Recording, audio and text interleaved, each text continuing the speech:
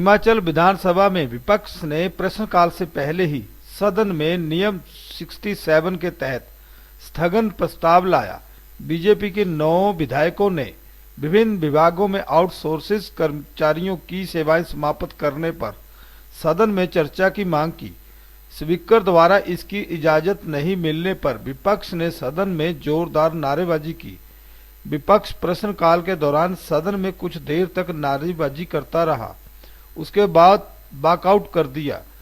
विपक्ष के नेता जयराम ठाकुर ने कहा कि नियम 67 के तहत विपक्ष ने काम रोको प्रस्ताव दिया, लेकिन यह स्वीकार नहीं किया गया। कांग्रेस ने 5 लाख रोजगार देने का वादा किया था। सरकार ने आउटसोर्स कर्मचारियों को निकालने का काम शुरू कर दिया।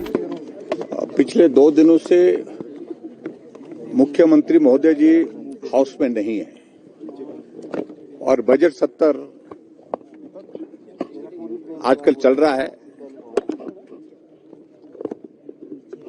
आज जो नियम 67 के अंतर्गत हमने भारतीय जनता पार्टी के हमारे माननीय 9 सदस्यों ने काम रोको प्रस्ताव लाया था और उसकी वजह ये थी कि हिमाचल प्रदेश में कांग्रेस पार्टी ने वादा किया था 5 लाख बेरोजगारों को रोजगार देंगे, नौकरी देंगे।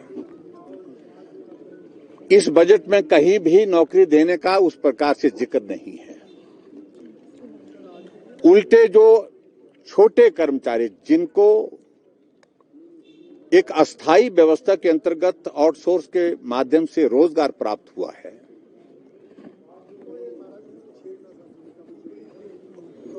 उनको निकालने की प्रक्रिया शुरू कर दी। हजारों की संख्या में हिमाचल प्रदेश में आउटसोर्स में लगे कर्मचारी अलग अलग विभागों में, चाहे वो जल शक्ति विभाग है, चाहे वो हेल्थ है, और हेल्थ में तो यहां तक के जब पूरे देश भर में, पूरे प्रदेश में कोविड के मामले बढ़ रहे हैं, उसके बावजूद भी आउटसोर्स में जो कर्मचारी अपनी सेवाएं दे रहे हैं उनको हटाए जा रहे हैं। नेचोक मेडिकल कॉलेज में, टांडा मेडिकल कॉलेज में और इसके अलावा दूसरी जगह, और जब चंबा में, मेडिकल कॉलेज चंबा में जब उनसे पूछा जाता है कि क्यों हटाया जा रहा है, तो जवाब देने के लिए उनके पास कोई उसका उत्तर नहीं है। और उसकी वजह यह है कि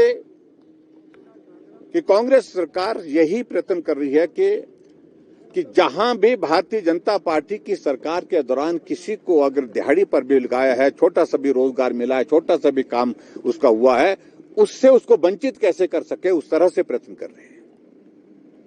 हम इस बात से सहमत हैं कि जो हमारे आउटसोर्स में कर्मचारी लगे हैं उनको नीति के अंतर्गत उनको स्थायी करने में कठिनाई है, टेक्निकल इश्यूज हैं उसमें, लेकिन हमारी सरकार ने कमेटी बनाई थी और कमेटी बना करके ये तय किया था कि हिमाचल प्रदेश में जितने भी आउटसोर्स में कर्मचारी लगे हैं उनके लिए हम कॉर्पोरेशन बनाएंगे हरियाणा की तर्ज पर, और उसके साथ एक कमिटमेंट, ऑनेस्ट कमिटमेंट हमने की थी, और वो कमिटमेंट ये की थी कि हम हिमाचल प्रदेश में जो आउटसोर्स में लगे कर्मचारी उनको जहां वो लगे हैं वो यथावत चलते रहेंगे, काम करते रहेंगे।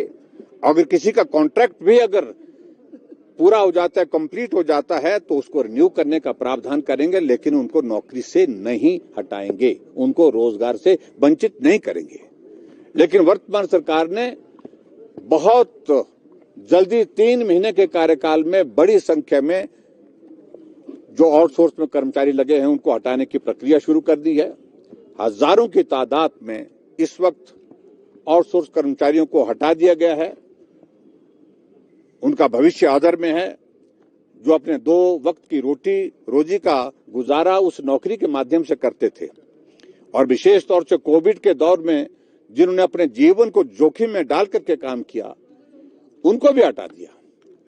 इसलिए इस सरकार में संवेदनशीलता है नहीं, मानवीय दृष्टिकोण है ही नहीं, सिर्फ राजनीतिक मकसद के साथ सारी चीजें कर रहे हैं।